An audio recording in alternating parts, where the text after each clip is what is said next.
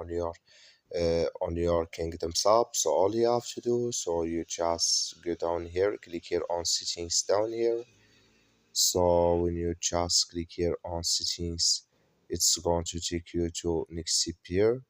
So just switching to open video like this here, it's going to show for you like this.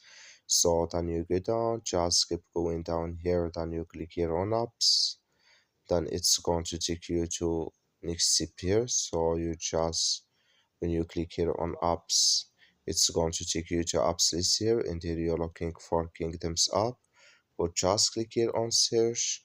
So then here add Kingdoms apps is going to show, so just add it here in search, then it's going to show for you like this here. So you click on it here.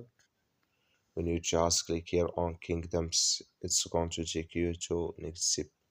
So it's going to take you to next step here, then you click here on force stop. So then you click here on OK. So then you go down here. When you click on OK, you go down, click here on storage. When you just click here on storage, it's going to take you to the next step here. Click here on clear cache. Then all you have to do, so you just restart your phone and start it again, then it's going to work with you. That's all you have to do. Thank you for watching. Don't forget to support us by liking, subscribe. So thank you for your watching.